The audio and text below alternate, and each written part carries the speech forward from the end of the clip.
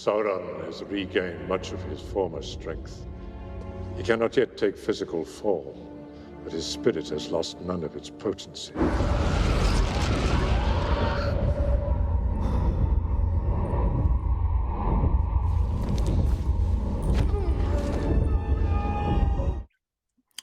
All right, for those of you listening and not watching, what that last clip was actually of the spotlight great eye that we saw at the end of Return of the King on the plains of Gorgoroth, where you see it actually like spotlight, where it still makes me laugh, where Sam and Frodo are like looking around like some sort of video game or something where you have to hide from. Anyway, so the point of this is that Tolkien. Sauron is not formless in Tolkien's books, which you may actually find a surprise because he doesn't appear in his books as a character, really, as a formed character. But we know that he's not formless, or that he has a form, because Gollum in particular says he only has 4 fingers on his black hand, but they are enough. This is when he said this to Frodo at the Black Gate. And so we know that Gollum, who was tortured in Mordor, saw Sauron. He was there. And in fact, Peter Jackson was going to make Sauron a character in the films, and he was going to fight Aragorn at the Black Gate, and decided at the last minute, this doesn't make any sense. We haven't seen him at all in the whole film. Let's throw in a cave troll there instead. So we get Sauron the Formless. He's just a great eye, which is, and this is maybe something we can talk about a little bit too. The eye is how Sauron represents himself to people in the Palantir and to people who see him outside of his form, right? As a great eye, an all-seeing eye, and not, but it doesn't mean he has no form at all whatsoever. That said, it is true that at the end of the Second Age, when Elendil's sword, Elendil's sword broke and Isildur took it up. Wait, Isildur took it up. I always forget those two. Tolkien wrote, Sauron was for a time vanquished, and he forsook his body, and spirit fled far away and hid in waste places, and he took no visible shape again for many long years. But notice again, he took no visible shape for many long years, which means that he eventually took shape again. So this is Sauron formless. Guys, do you have anything to say about Sauron and his formlessness? I feel like there isn't going to be much debate here, because I think we all kind of agree. I think that it's always really fun. One of my favorite things to do is, first of all, show people the Lord of the Rings movies if they haven't seen them. But one of my second favorite things to do is when someone has seen the Lord of the Rings movies and they're not Lord of the Rings fans, just to be like, yeah, he wasn't a giant eyeball, right? And they're like, what? What was he then? So I think it's tough. It's tough because the Lord of the Rings movies formed me, because I was a little kid when they came out, and that's what attracted me to Lord of the Rings. So I feel protective of them almost. And I don't think it was the worst change that Peter Jackson made. I think that, like, we do know that Sauron represents himself as an eye in the books. And one of the things that I feel like I see when I read the books is that whoever you're following throughout the entire journey, there's always this sense, particularly in the Fellowship of the Ring, you kind of feel it most deeply in there, in my opinion. There's always this sense that they are being watched along the way.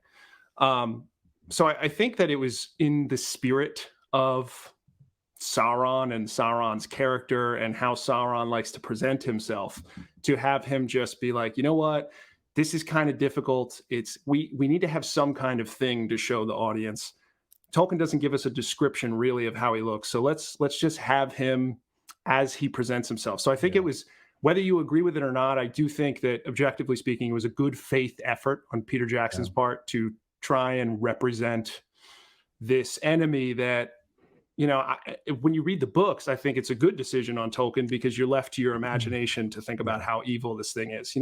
There's something I love about that Gollum quote, but where Gollum says 4 fingers on his black hand, and then there's almost like a pause. You can like imagine a pause and him looking down and going, but they are Fair enough. enough. You know, Mhm. I suffered greatly, you know, and it's a very eerie feeling. Whenever I see that quote, I remember the first time I read that quote, you're like, oh man, you feel bad for Golem for a second. Yeah. And Right. it adds to the sense of dread that you get from Sauron. But I think in a movie, it's different. You know, you can't use your imagination in a movie. Yeah, there's just no doubt that this is not lore friendly, to get to our first question, but I am going to say something else about that, which is because I'm going to read a passage which I find to be the best passage with regard to the eye of Sauron. And this is from the chapter called "The Passage of the Marshes," and it's Frodo's description. And so it says he was now beginning to feel it, that it being the ring, as an actual weight dragging him earthwards. But far more he was troubled by the eye, capital E. So he called it to himself. It was that, more than the drag of the ring, that made him cower and stoop as he walked. The eye, that horrible growing sense of a hostile will that strove with great power to pierce all shadows of cloud and earth and flesh, and to see you, to pin you under its deadly gaze, naked, immovable. So he's very specific. The eye is not a physical eye. Frodo hasn't even seen an eye, like a glowing, fiery eye. All he has is this horrible, growing sense of a hostile will that's trying to pin him down. He calls it the eye because it's trying to pierce everything and see within him and pin him under its deadly gaze, as he says. So there is definitely no glowing, fiery eyeball on the top of the tower looking around with a spotlight-like persistence. But I can also understand that when you have a medium like Jackson had and you have to put everything visually, how are you going to show that? How are you going to show this like Frodo's description of it without actually having an eye? This is one of those impossible things where you just can't. There's no way without having an actual physical eye in a movie for Jackson to describe what I just read from Frodo. You know, I was, of course, for me, it's not more friendly too. I would say that I was on board with the eye until I saw it in like a banner between the spires of Barad-dûr, and that just felt so weird to me. Around. Yeah, like if it was less physical and more, I mean, maybe special effects, they couldn't do what they wanted to, but you know, something that was more ephemeral, but that was like a brooding doom that would sit over it, and occasionally people would glimpse this eye, and it wasn't so forefront and clear every single time you looked at the big tower. It was like like a mist, right? Like it's somehow there in the mist, and then when its wrath comes out, like there's a glimpse of it or something along those lines, or when it senses the ring, right? There's an eye but nothing that makes it sort of like the giant spotlight atop Barad-dûr. Right. At Amen it describes something like that. In the Palantir, it describes something like that. When he's in Bree and the ring goes on, there's some sense of that. So I don't have a problem with the image of like there. He could have even shown it as that fiery eye in the Palantir, in Frodo's mind flashing. But I agree with you, Jonathan. The tethered eyeball, like glowing eyeball on the top of the tower, like bound and shooting out light like a spotlight. That's where the problem comes visually. So with grace, I would say no, it's not lore friendly. What did you think? I want to stress with grace. having seen the films before reading the books, what did you think of like when you saw the eye on the tower? Was it effective for you? Because for me, I thought it was just goofy. Yeah. Because I mean, I had no other reference for what I thought Sauron was. So, you know, it's funny because you guys have both read the books before you watched the movies. I felt even as a child, that it was clear to me that this was like a spiritual form that he had taken. So I think that like people make jokes about it being an eyeball, you know, it's become a meme. But I think that it's very clear to the audience. It gets communicated very proper that this is an ethereal being, you know? Yeah. I do kind of like, I like what you said, Jonathan, about how it's the fixation of it in that one area that kind of makes you go like, is he stuck there, or is it just a nice view, or is it, I don't know if you're familiar with the Shadow games at all, but in the Shadow games, it's not just Sauron. It's also Celebrimbor's spirit is stuck there in forever conflict, and that's really what creates. No, it's a mess. It's a mess. Those games are fun, though. They are fun, and Yeah. still Celebrimbor in the games still better than Celebrimbor in Rings of Power. That's very true. All right, next question. Does the change make for better cinema? We were on you, Mixer, so you go ahead.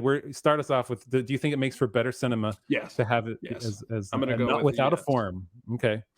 Are we talking eye or? We're talking like without a form. Does making him without a form, without having a physical being like that walks around, that has 4 fingers, does it make for better cinema to not have him be physical like that? And to be fair, that is a tough question. While But you're the thinking movies about are it, such a success, so it's like it's Yeah, tough not to be biased. So my answer, I am gonna say yes. All right. Okay. I'm really torn on this one, All right, because me too. Let's talk this out. the Michael. tethered eyeball does not make for better cinema. It makes that's But why that's not the question. That's exactly, but it's part of his formlessness. As Mixer pointed out, this is the way Jackson is showing him as a kind of spiritual being. It's like this sort of glowing force atop Barad-dûr. And so, and as we've said before, this is a visual medium, right? Cinema is a visual medium. So you have to do a lot of things in cinema that you can do without being visually obvious in a book. So does it make for better cinema?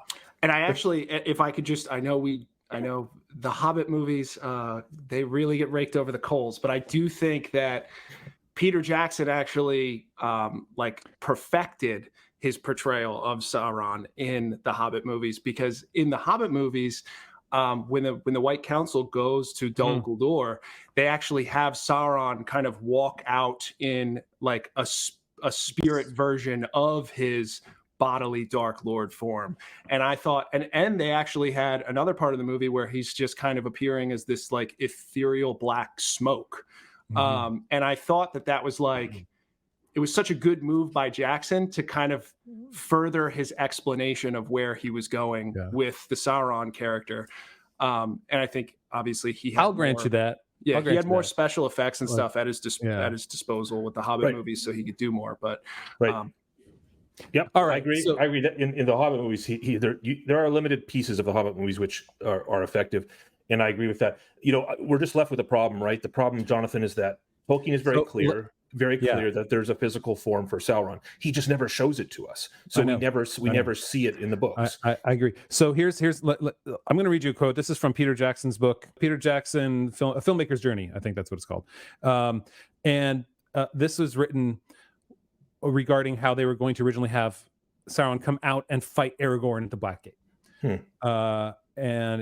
This is an official biography, so everything said in here was apparently was cleared by Jackson, and he was interviewed many times for this book. So, when this final one-on-one battle was conceived, long before we started shooting anything, one of our perceived problems stemming from our reluctant hero image of Aragorn was that in building him up to a point where he was finally prepared to take on his kingly mantle and yet not have a showdown with the ultimate villain, who he'd also been building up, felt like a mistake, because they were going to create this villain, and I'm just kind of going back here, as a supercharged version of his appearance during his fight with Elendil. So I guess bigger spikes, bigger, like the boots are going to be huge, enormous anti-elf boots and shoes. And so anyway, like they knew that they had a problem, and I think the problem is that, we've said this before in our earlier podcasts, is that Tolkien wasn't a professional novel writer. Like a professional novel writer would have said, novelist. Yeah, thank you. That's a much better way of saying it. Would have looked at this and gone like, oh man, you got to have him fight the big bad. We got to have a confrontation. But that's not what Tolkien did. And I think Jackson, his portrayal of Sauron could have been better. But I think the change of not just having him one time in the film as a corporeal, like it would have felt really weird for him to die far away as an actual physical being, not with his army in front. That would have felt really awkward, because that's if they would have kept it with Tolkien, right? If they would have originally said like that, and to have him not fight anybody throughout the entire films, through 9 hours of movies, would have felt incredibly anticlimactic. Like, oh, he's here all of a sudden, and now he's gone. So I think they did the right thing. Maybe it's like they could have done it without it, but I still think they kind of did the right thing. They just portrayed it poorly, in my opinion.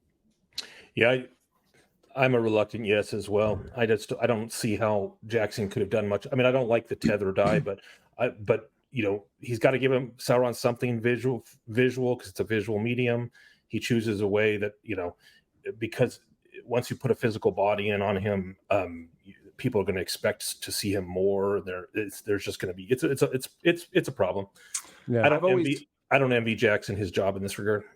I've always liked, I don't know if you've seen some of the more like horror depictions of Sauron and Morgoth online, but a lot of times people in their bodily form will have Morgoth or Sauron with these helms that just completely cover their eyes. And I've always really liked that idea, like them not being physically restrained by the normal things that people with physical bodies who have eyeballs are restrained by.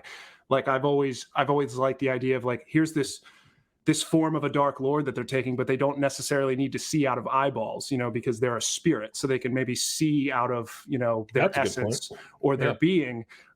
So I think that the eye, my main problems with the eye come up, and you've made I feel basic now because you've already mentioned the spotlight. But there's something about the spotlight that makes it seem so restricted and tethered. Like if he's a giant eyeball, he should be able to see from both directions. Like it shouldn't be limited by I need to look around and panic to try. And in the crucial moment at the Black Gate, that was a big problem for me, because that moment was like half a second where the eye is searching for something around Mount Doom. And there's this actually occurred in the book. Like the eye is searching for Frodo and Sam as they're crawling up Mount Doom. But in the movie, it's like a literal spotlight. Like my kids play this game called German Spotlight, where one kid stands in the backyard with the flashlight and turns around, and everyone else there's all these obstacles, and everyone else has to try to, it's like red light, green light. They have to try to get to the person with the flashlight who turns around suddenly and try to shine it and find people. And if he finds you with the spotlight, then you're out of the game. And it felt like that. It felt like German Spotlight to this, because then Aragorn does his line at the Black Gate, and then the eyeball literally like what looks up over, the spotlight moves to like look across the Udun towards the Black Gate, and I just it was too. I mean, the Lego movies got it right with making fun of it at that point. Yeah, that's true. It's true. All right, so now we've hashed it out. How much do you like the change? Now, this is on a scale of 1 to 5. No zeros here. I'm sorry, because I would have had a couple of those already. But on a scale of 1 to 5, and you can do 1.1 or 4.2 or something. You can go that far. So, how much do you like the change? How much do you like the change? So I say this with no level of, I think it was done better than the books. That's not what I'm saying. I think for the movie, I would say I like the change, and I'd give it a 4. 4. So that's there's one room for improvement. 4. And that's simply because I could not even begin to fathom a better way of doing it. Yeah, I think they were put in a really tough spot with how Tolkien wrote the books. And I think if there was one more battle, if there was one more scene even of what Sauron was to the Fellowship as an actual physical character, meaning he would have to take on some sort of battle by himself. If he would have been the one who went to, Gondor at some point and fought at the walls of Minas Tirith or something, right? If he would have involved them, like that would have made more sense. But I think the change was appropriate. Out of my duty to my purism, I can't give it a 4.0, so I will give it a 3.9. That I think it was the right change to make. Michael, I'm a little lower than that. I'm somewhat above ambivalent on it because of my dislike of the eyeball, but I'm not judging it based on how they did the eyeball. I'm judging it that they didn't make him into a character in the films that had arms and legs. And 4 fingers. But why would they do that? Like if they had done that, I would have hated them for that. So there was a, tough crowd. Yeah, look. I'm thinking specifically of the battle with Aragorn at the Black Gate. That would have been a total departure from the books. Tolkien tells us that clearly that Sauron has a body, but he doesn't ever show it to us. So the fact that they have to do something visual, at 3.8, I'm close to you guys, but I'm not. All right. Wow, You're clairvoyant. Oh, 3 point asterisk. 3.8. You're clairvoyant. It's a big You said asterisk. You thought we would all have the same mind, and this is about as same as close as we've ever been. Yeah, we are very close. All right. So Sauron the Formless. Yeah, good idea. Seems to work out okay, except for the freaking stupid eyeball at the top, suspended. Spotlight eyeball is no good, but spotlight eyeball. everything else fine.